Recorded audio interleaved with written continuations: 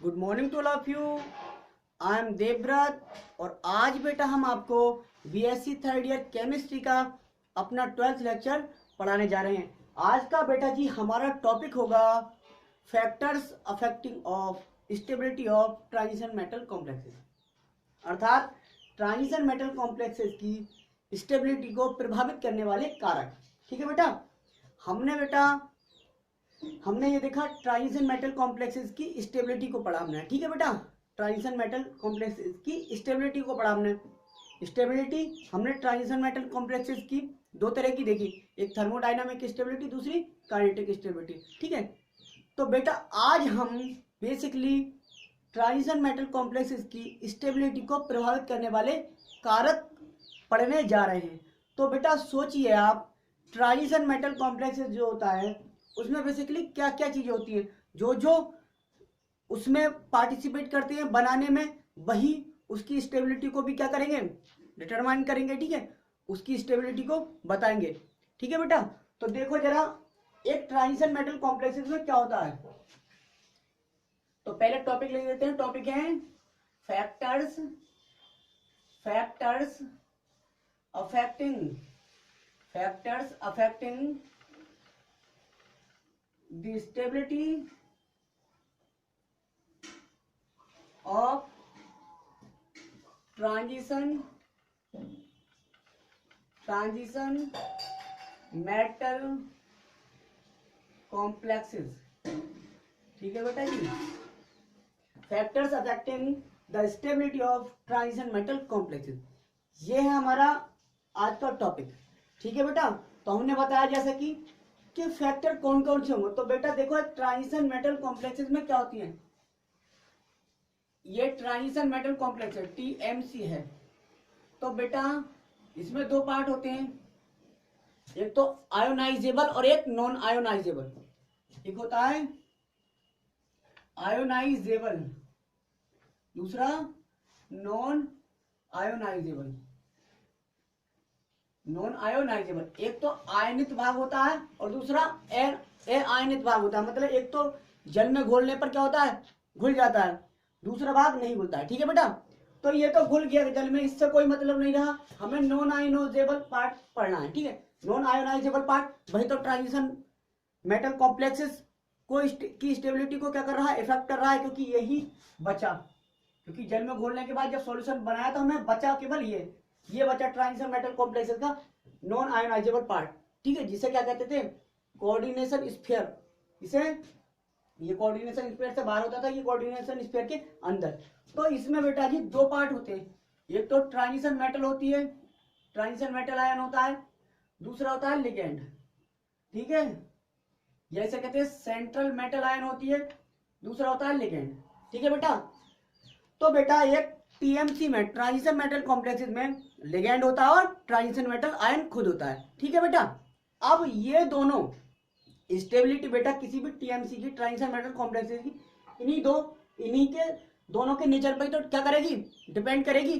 तो बेटा होता भी वास्तव में यही है, ट्रांजिशन मेटल कॉम्प्लेक्सेस की स्टेबिलिटी को मेटल और लिगेंड दोनों ही अफेक्ट करते हैं, तो अब जरा देखते हैं कैसे। अब देखो बेटा, ये स्टेबिलिटी है, ये क्या है, स्टेबिलिटी को प्रभावित कौन कौन करेगा, स्टेबिलिटी को प्रभावित करेंगे दो, एक तो सेंट्रल मेटल आयन, दूसरा कौन इफेक्ट करेगा, दूसरा इफेक्ट करेगा बेटा जी क्या, दूसरा करेगा लिगेंड। यानी कि यहाँ नेचर ऑफ लिगेंड और यहाँ पे नेचर ऑफ सेंट्रल मेटल है। ये दो क्या करते हैं, यही दोनों ट्रांजिशन मेटल कॉम्प्लेक्सेस की स्टेबिलिटी को बेटा अफेक्ट करते हैं, प्रभावित करते हैं। अब बेटा लिगेंड में भी क्या है, लिगेंड भी जो है एक तो मोनोडेंटेड लिगेंड हुए, दूसरे पॉलीडेंटेड लिगेंड हुए। मोनोडेंटेड लिगेंड कभी भी क्या नहीं बनाते हैं, चीलेट रिंग नहीं बनाते हैं कॉम्प्लेक्स के साथ। तो चीलेट रिंग कौन से बनाते थे, पॉलीडेंटेड लिगेंड। तो बेटा ये बताया था हमने चीलेटिंग इफेक्ट में कि चीलेटिंग कंपाउंड या chelating complexes are more stable than normal. ठीक है बेटा, तो यहाँ पे इस लिगेंड, ये लिगेंड का ही पार्ट है, तो लिगेंड वाले की वजह से एक तीसरा फैक्टर हम और जोड़ देते हैं, क्या? चीलेटिंग लिगेंड, चीलेटिंग रिंग, चीलेटिंग रिंग। चीलेटिंग रिंग भी क्या करती है? ट्रांजिशन मेटल कॉम्प्लेक्सेस की स्टेबिलिटी को अफेक्ट करती है। तो तीन बेसिकली फैक्टर हो गए, तीन फैक्टर हैं जो हमारी ट्रांजिशन मेटल कॉम्प्लेक्सेस की स्टेबिलिटी को इफेक्ट करते हैं। Nature of central metal ion, nature of ligand और चीलेटिंग रिंग। ठीक है बेटा, ये तीन हुए। अब बेटा जी अब हम एक एक लेकर स्टेबिलिटी कैसे अफेक्ट कर रहे हैं ट्रांजिशन मेटल कॉम्प्लेक्सेस में भी। ट्रांजिशन मेटल कॉम्प्लेक्सेस का साइज, ट्रांजिशन मेटल कॉम्प्लेक्सेस पर आयन आवेश चार्ज, ठीक है। फिर ट्रांजिशन मेटल कॉम्प्लेक्सेस की electronegativity, class A metal, class B metal, class C metal, और इरविंग विलियम स्टेबिलिटी वाला जो ऑर्डर है वो, ये सब सेंट्रल मेटल की स्टेबिलिटी को इफेक्ट करेंगे। ठीक है, nature of central metal ion. अब देखेंगे फिर लिगेंड, नेचर ऑफ लिगेंड के लिगेंड सिग्मा डोनर पाई एक्सेप्टर है। लिगेंड क्या है, लिगेंड का बेसिक नेचर कैसा है, ठीक है। उसके बाद चीलेटिंग रिंग में देखेंगे। तो इस तरह से हम एक एक को पढ़ते हैं। ये उतार लीजिए ग्राफ करके। अब देख लीजिए, ये मान लो ए है, ये बी, इसे 1 2 3 की बजाय ए बी और सी लिख लीजिए। ठीक है बेटा, ए बी सी।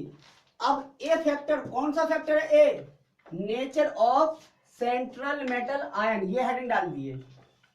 ठीक है, ये कैसे इफेक्ट करती है किसी भी ट्रांजिशन मेटल कॉम्प्लेक्सेस की स्टेबिलिटी को। तो ए पार्ट पढ़ने जा रहे हैं, nature of central metal ion. ठीक है बेटा, nature of central metal ion. Central metal ion को CMI बोले करेंगे हम, CMI, C for central, M for metal, I for ion, CMI। ठीक है बेटा, तो सेंट्रल मेटल आयन, तो देखो सेंट्रल मेटल आयन यानी CMI affects the stability, CMI affects the stability of transition metal complexes को TMC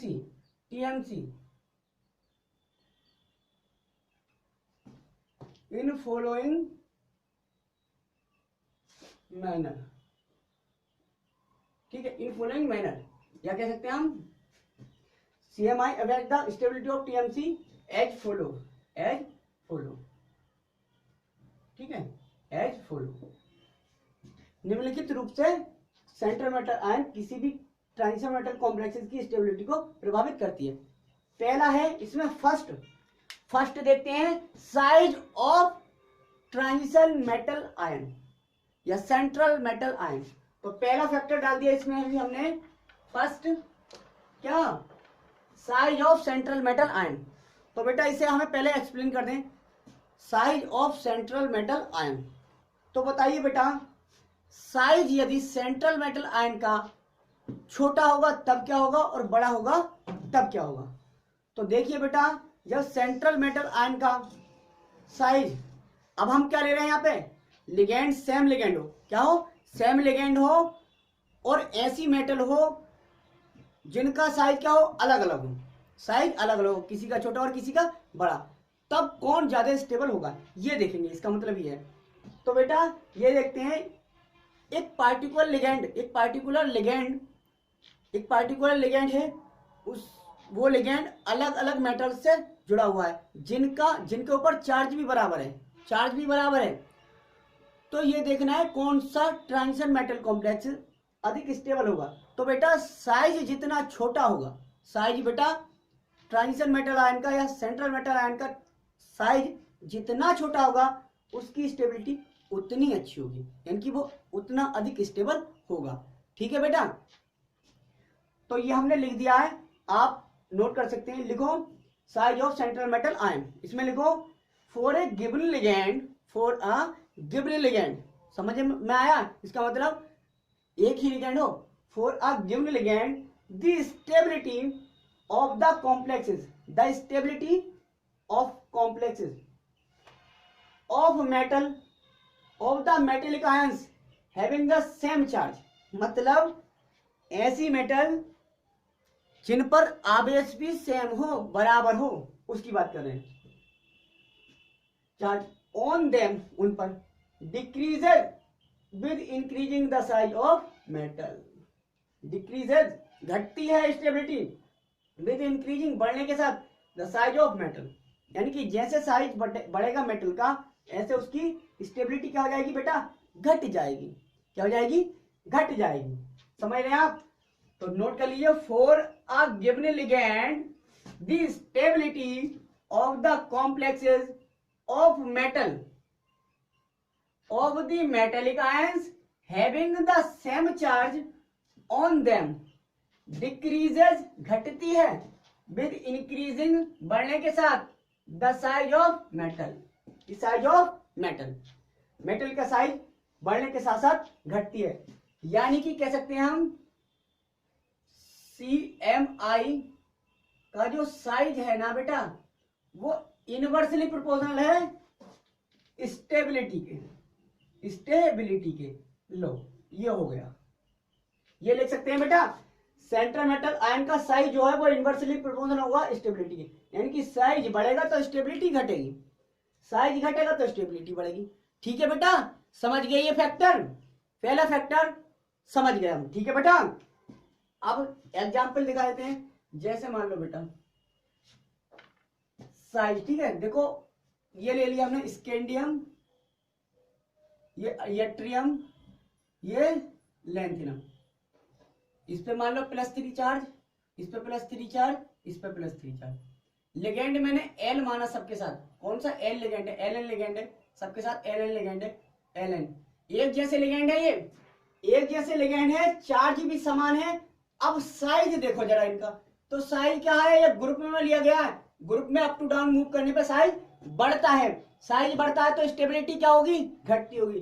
तो ऊपर से नीचे जाने पर स्टेबिलिटी देखें तो क्या हो रही है, स्टेबिलिटी बेटा डिक्रीज हो रही है, डिक्रीज, ये लिख दिया घटती है, क्योंकि साइज क्या हो रहा है, सेंट्रल मेटल आयन का साइज इंक्रीज हो रहा है इस वजह से।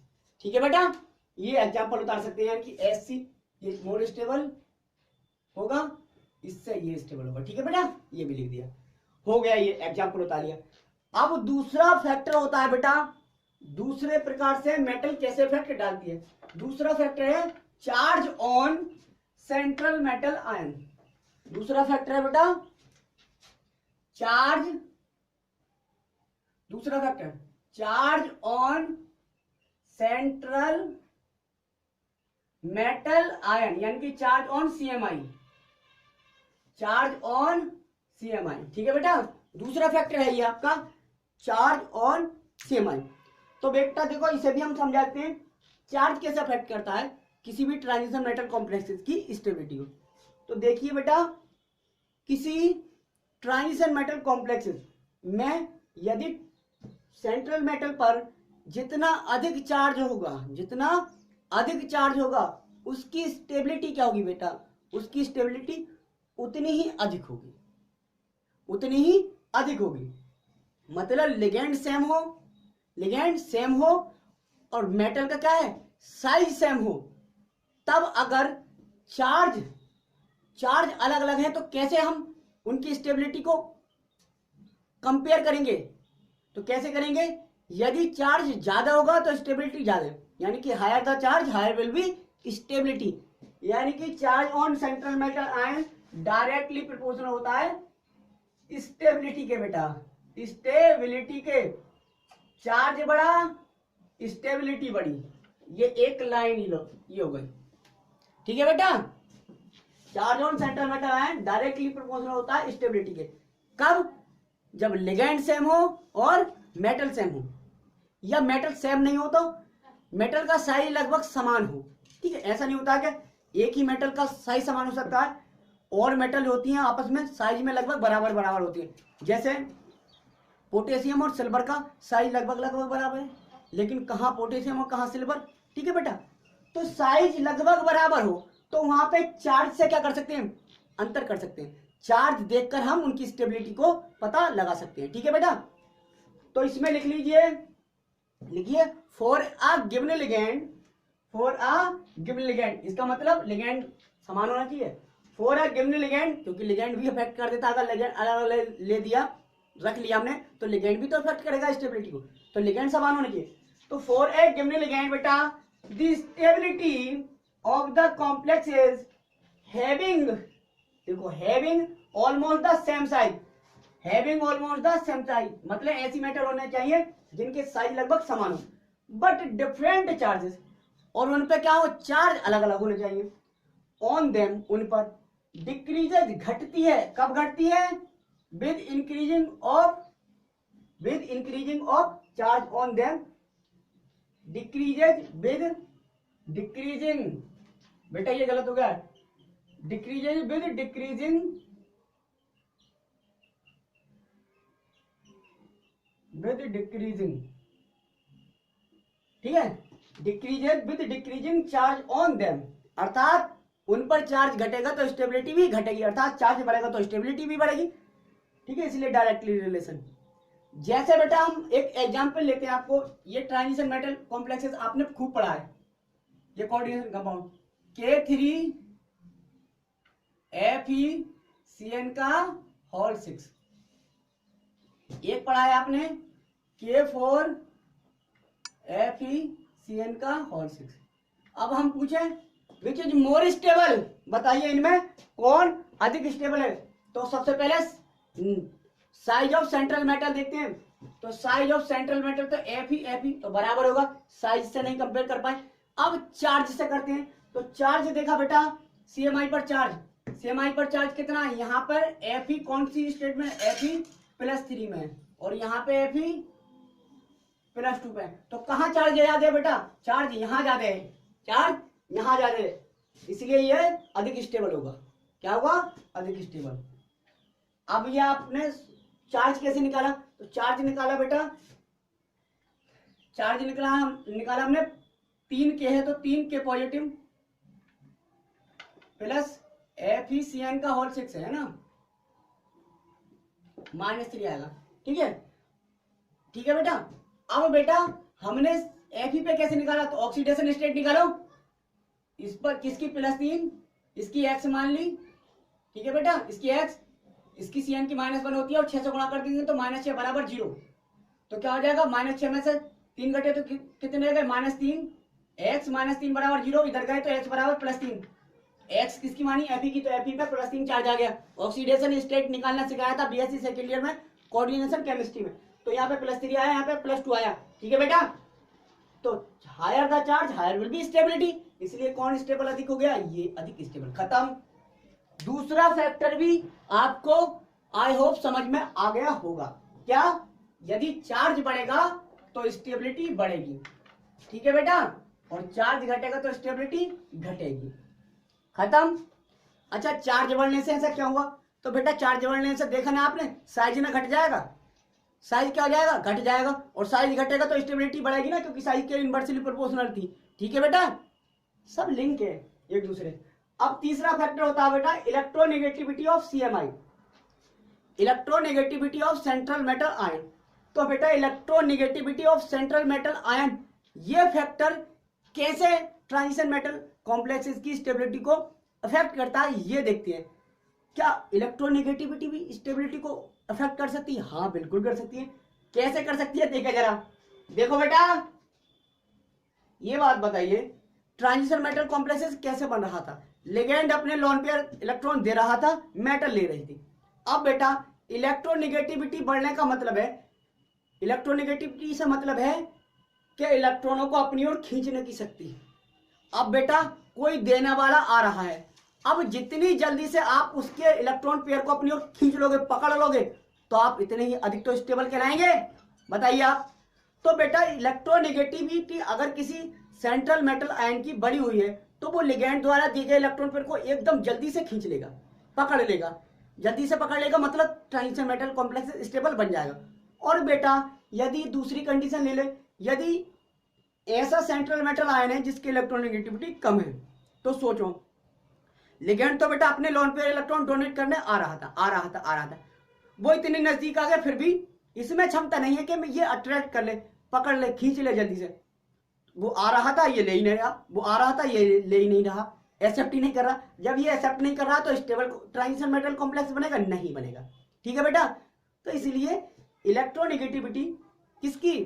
सीएमआई की बहुत इफेक्ट करती है। ठीक है, स्टेबिलिटी को, sorry, electronegativity central metal ion की किसी ट्रांजिशन मेटल कॉम्प्लेक्स की स्टेबिलिटी को बहुत ज्यादा इफेक्ट करती है। ठीक है बेटा, ये मतलब है। तो ये हमने लिख दिया है, क्या लिख दिया है? ग्रेटर द इलेक्ट्रोनेगेटिविटी, देखो बेटा, greater the electronegativity greater will be stability. अब ये किसकी इलेक्ट्रोनेगेटिविटी होनी चाहिए? हेडिंग डली हुई है सेंट्रल मेटल आयन की। ठीक है, तो ये कॉमन सेंस के अनुसार है, according to law of common sense. ठीक है बेटा, और नहीं है तो सीख लो। Greater the electronegativity greater will be stability.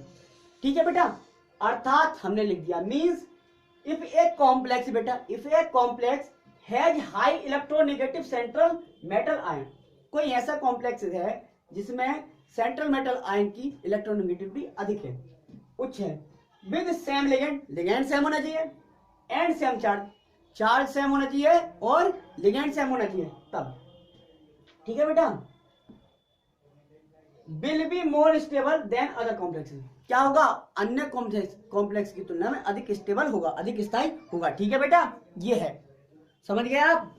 अब आप ये फैक्टर भी लिख लीजिए, नोट कर लीजिए, मैं बोलता हूं, इंक डाल लेते हैं, आप बोलते हैं। ठीक है बेटा, लिखो greater the electronegativity, greater the electronegativity of CMI greater will be stability, greater will be stability. Means बेटा अर्थात लिख लीजिए, अर्थात लिख लीजिए, means if a complex has high electronegative central metal ion with same ligand and same charge will be more stable then other complex. Example देखें जरा बेटा, एग्जांपल देख लेते हैं। अब बेटा एग्जांपल देख लो, एग्जांपल देख लेते हैं। अब हमने एग्जांपल देखे, एग्जांपल ये देखो, ये है बेटा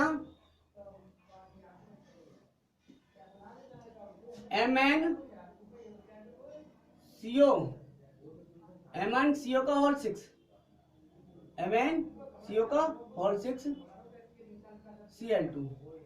ठीक है, हम ये क्या, अब FeCO का होल 6 CO का होल 6 Cl2। तीसरा ले, तीनों में कंपेयर करेंगे बेटा, CO का होल 6 Cl2। अब देखें आप, मेटल Mn, Fe और कोबाल्ट है। ठीक है, चार्ज अगर देखेंगे तो सब में यहाँ Mn पे +2, यहाँ Fe पे +2 और यहाँ CO पे +2। ठीक है बेटा, तो साइज की बात कर लेते हैं, किसकी?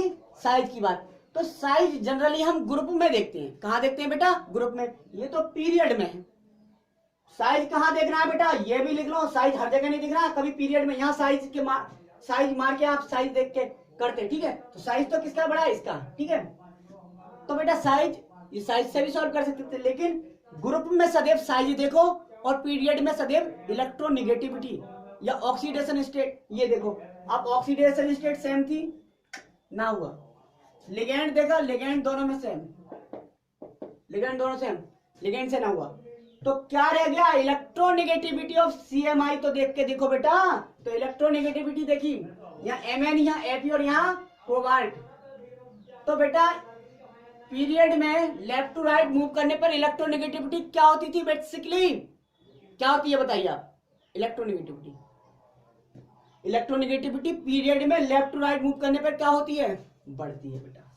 तो इलेक्ट्रोनेगेटिविटी क्या होती है? इंक्रीज होती है। तो बढ़ती है, तो बेटा कौन है सबसे ज्यादा इलेक्ट्रोनेगेटिव? ये। तो यहाँ पे कोबाल्ट सबसे ज्यादा इलेक्ट्रोनेगेटिव सेंट्रल मेटल आयन है, यहाँ पे Fe उससे कम है, यहाँ पे Mn सबसे कम है। तो मैंने क्या बताया था? इसकी इलेक्ट्रोनेगेटिविटी ज्यादा है, तो ये लिगेंड के लोन पेयर को बहुत दूर से ही, बहुत आसानी से, बहुत जल्दी क्या कर लेगा, अट्रैक्ट कर लेगा और स्ट्रॉन्ग कॉम्प्लेक्स बना लेगा। स्ट्रॉन्ग कॉम्प्लेक्स बना लिया, ये भी करेगा, लेकिन ये इसकी कंपेयर में थोड़ा मुश्किल से या थोड़ी देरी से क्या करेगा, अट्रैक्ट करेगा या लेगा, एक्सेप्ट करेगा, और ये उससे भी कम। ठीक है, तो बेटा ये अधिक स्टेबल हो गया, इससे कम ये, इससे कम ये है ऑर्डर। ठीक है बेटा, ये होगा ऑर्डर। खत्म। आपको तीसरा फैक्टर भी आई होप समझ में आ गया होगा। ठीक है बेटा, अब देखते हैं चौथा फैक्टर। बेटा क्या देखते हैं, चौथा फैक्टर। चौथा फैक्टर है Irving William order of stability. ये डालो बेटा, Irving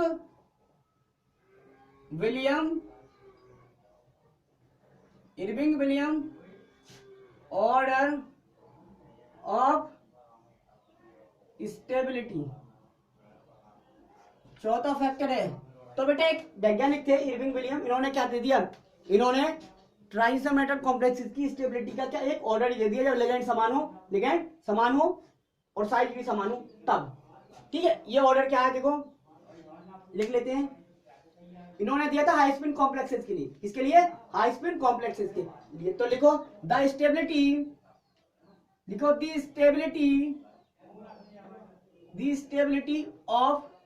stability of high spin complexes सबके लिए नहीं दिया इन्होंने, केवल हाई स्पिन कॉम्प्लेक्सेस के लिए दिया। और कहां से कहां तक दिया था, केवल बेटा Mn से जिंक तक, मैग्नीज से जिंक तक, ऑक्सीडेशन स्टेट समान हो जब, तो मैग्नीज से जिंक तक कौन सा ट्रांजिशन मेटल कॉम्प्लेक्सेस कितना स्टेबल होगा, ये ऑर्डर दिया था। तो Irving William order of stability में क्या लिखेंगे, the stability of high spin complexes between किस के मध्य, बिटवीन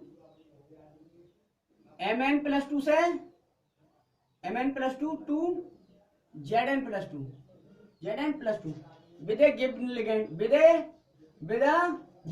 लिगेंड देखियो, with a given ligand vary करता है बेटा, vary in the following order, vary in the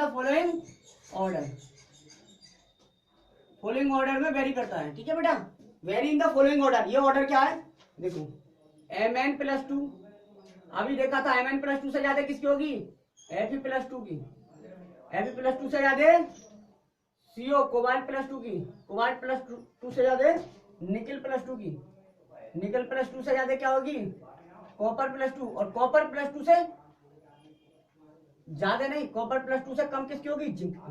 देखो बेटा जिंक, ये उल्टा हो गया, जिंक, इसे हाईलाइट कर लो।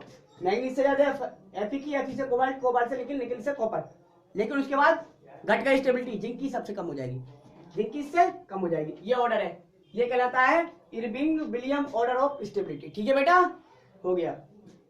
आई होप चौथा फैक्टर भी आपको समझ में आया होगा। ठीक है बेटा, अब देखते हैं पांचवा फैक्टर यानी कि last factor but not least. ठीक है बेटा, लास्ट बट नॉट लीस्ट, पांचवा फैक्टर क्या है, class A and class B metals, class A and class B metals. Chatt, और एक वैज्ञानिक थे चैट, और दूसरे थे सॉरी मैं भूल गया, दूसरे चैट वैज्ञानिक थे, एक उनके साथी और थे। ठीक है, उन्होंने क्या किया था बेटा, मेटल्स को क्लासों में कैटेगराइज कर दिया था, class A metals, class B metals, और कुछ बॉर्डर लाइन्स मेटल्स रखी थी उन्होंने। ठीक है, तो इनके क्लासिफिकेशन के हिसाब से देखते हैं, क्लास ए में कौन सी मेटल रखी, क्लास बी में, और बॉर्डर लाइन में कौन सी मेटल्स रखी गई। फिर उन्होंने ये बताया था कि क्लास ए की जो मेटल्स होंगी ना, जो क्लास ए की मेटल्स होंगी, वे उन वाले लिगेंड जिनमें सेकेंड पीरियड का डोनर एटम हो, उसके साथ बहुत स्टेबल ट्रांजिशन मेटल कॉम्प्लेक्सेस बनाती हैं। ठीक है, और क्लास बी मेटल्स जो होती हैं वो पीरियड नंबर सेकंड से बाद वाले जो पीरियड के लिगेंड्स होते हैं उनके साथ बहुत मजबूत क्या बनाती हैं, यानी कि स्टेबल कॉम्प्लेक्स बनाती हैं। ठीक है बेटा, ये बताया था सिर्फ इन्होंने। तो हेडिंग डालो class A and class B metals. तो लिखो चैट, हाँ दूसरे याद आ गए, ये देखो दूसरे लिखे हुए हैं, एहरलैंड, AHRLAND, एहरलैंड। ठीक है, तो लिखा class A and class B metals, class A and class B metals. मैं पढ़ के बता देता हूं बेटा, ठीक है। Class A and class B metals, तो देखो Chatt, Chatt CHATT, Chatt and Ahrland, Ahrland classified, classified बेटा जी, क्लासिफाइड मेटल्स इनटू 3 कैटेगरीज। कौन सी थी? फर्स्ट थी class A metals, class A metals. अब क्लास ए में कौन कौन सी मेटल्स रखी गई हैं ये बताएं। तो in this class, in this class, इस क्लास में कौन कौन सी रखी गई है बेटा? इन दिस क्लास रोडियम नहीं, रोडियम सॉरी, रोडियम नहीं, इस क्लास में एल्कली बेटा, एल्कली मेटल्स, इस क्लास में उन्होंने alkali metals, comma alkaline earth metals, alkaline earth metals, alkali metals, alkaline earth metals, comma hydrogen, comma hydrogen, comma lanthanide तथा actinide, lanthanide, lanthanides and actinides, इन्हें रखा। तो क्लास ए मेटल्स कौन सी है? Alkali metals, alkaline earth metals, hydrogen, lanthanides और actinides. ये जितनी भी मेटल्स थी इन्हें क्लास ए में रखा। किसने? चैट एंड अहरलैंड ने, ठीक है। अच्छा अब क्लास बी देख लें, class B metals, class B metals, class B metals, class B metals क्या है? देखो बेटा क्लास बी में कौन कौन सी मेटल रखी गई है। तो क्लास बी में बेटा rhodium, palladium, silver, rhodium, palladium, silver, क्या रखा गया? Rhodium, palladium, silver, iridium, iridium, platinum, सोना, एयू, आरम, मरकरी आदि, मरकरी आदि। ये क्लास बी की मेटल है। Rhodium, palladium, silver, iridium, platinum, AU और Hg, मरकरी, पीटीसी। अब बॉर्डर लाइन मेटल्स, अब देखते हैं बॉर्डर लाइन मेटल्स। तो देखो बॉर्डर लाइन मेटल्स कौन कौन सी है? बॉर्डर लाइन मेटल्स, देखो बेटा border line metals, border line metals, border line metals कौन सी है? ठीक है, बॉर्डर लाइन मेटल्स होती है Mn से लेकर कॉपर तक, Mn से लेकर कॉपर तक की, और टाइटेनियम से लेकर पोलोनियम तक की। फिर मोलिब्डेनम है, रूथेनियम है, टंगस्टन है, रेनियम है, ओस्मियम है, कैडमियम है, ETC। ये मेटल्स बॉर्डर लाइन में रखी गई है। ये मेटल्स बेटा बॉर्डर लाइन में रखी गई है। मैग्नीज से कॉपर, टाइटेनियम से polonium, molybdenum, ruthenium, tungsten, rhenium, osmium और कैडमियम, ETC। ठीक है बेटा, ये रखी गई है टाइटेनियम से पोलोनियम तक, ठीक है, और बाकी ये अलग है। ठीक है बेटा, हो गया।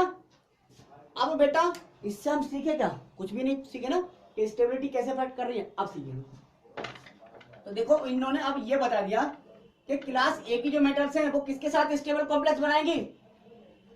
ऐसे लिगेंड के साथ जिनमें डोनर एटम जो हो वो सेकंड पीरियड का हो, सेकंड पीरियड का कोई एलिमेंट हो, नाइट्रोजन हो सकता है, ऑक्सीजन हो या फ्लोरीन हो। तो लिखो, अब देखते हैं बेटा, अब देखते हैं class A metals, class A metals. तो देखेंगे क्लास ए मेटल्स, लिखो class A metals form, class A metals form more stable complexes, more stable complexes. किसके साथ मोर स्टेबल कॉम्प्लेक्सेस बनाती हैं? कॉम्प्लेक्सेस विद लिगेंड्स, ऐसे लिगेंड के साथ, ligands with ligands having donor atom, having donor atom. कौन सा डोनर एटम रखते हैं? फ्रॉम बेटा second period, from second period. Second period में कौन से डोनर एटम हो सकते हैं? नाइट्रोजन हो सकता है, नाइट्रोजन को लोड पर होता है जनरली, ऑक्सीजन हो सकता है और फ्लोरीन हो सकता है। ये तो ऐसे लिगेंड जिसमें नाइट्रोजन हो, ऑक्सीजन हो और फ्लोरीन या सेकंड पीरियड का और भी कोई एलिमेंट हो, उनके साथ क्लास ए वाली मेटल्स क्या बनाती है, मोर स्टेबल कॉम्प्लेक्स बनाती है। अब ये जो है इनके साथ क्लास बी वाली क्या होंगी, क्लास बी इनके साथ क्या होती है, अनस्टेबल, क्या बनाती है, अनस्टेबल कॉम्प्लेक्स फॉर्मेशन करती है, अनस्टेबल कॉम्प्लेक्स फॉर्मेशन करती है। मतलब अनस्टेबल तो नहीं कह सकते, less stable, less stable, less stable complex formation करती है। ठीक है, कॉम्प्लेक्स फॉर्मेशन करती है। ठीक है बेटा, तो बेटा क्लास बी वाली मेटल किसके साथ फिर स्टेबल कॉम्प्लेक्स फॉर्मेशन करती है या मोर स्टेबल कॉम्प्लेक्स फॉर्मेशन करती है, किसके साथ करती है, तो लिखो वाइल, वाइल जबकि class B metals, class B metals form मोर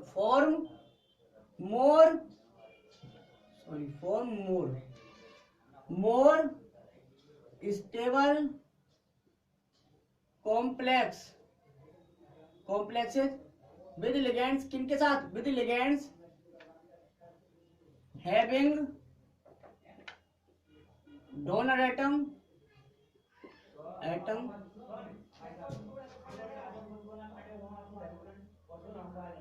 having donor atom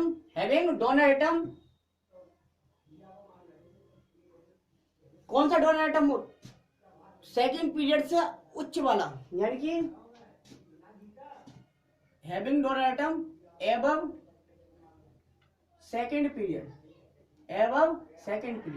second period से एबव का कोई एटम हो, ऐसे लिगेंड में, ऐसे लिगेंड के साथ क्लास बी वाली मेटल अधिक स्टेबल क्या करती है, कॉम्प्लेक्स फॉर्मेशन करती है। ठीक है बेटा, ये हो गया आपका factor affecting of transition metal complexes. हमने देखा आज nature of central metal ion से, एक सेंट्रल मेटल आयन किस तरह से ट्रांजिशन मेटल कॉम्प्लेक्स की स्टेबिलिटी को क्या करती थी, अफेक्ट करती थी। ठीक है बेटा, ये देख लिया। कल के लेक्चर में हम नेचर ऑफ लिगेंड देखेंगे और रिंग का अफेक्ट भी देखेंगे, रिंग का क्या इफेक्ट होता है वो भी देखेंगे। ठीक है बेटा, तो कल ये टॉपिक आई होप खत्म हो जाए। ठीक है बेटा, ये टॉपिक जो है बेटा ब्रॉड टॉपिक है, इसलिए 2 वीडियो कम से कम बनानी पड़ेंगे। ठीक है बेटा, ये आपको सब समझ में आ गया होगा। ठीक है बेटा, तो आज के लिए बस इतना ही। Thank you very much.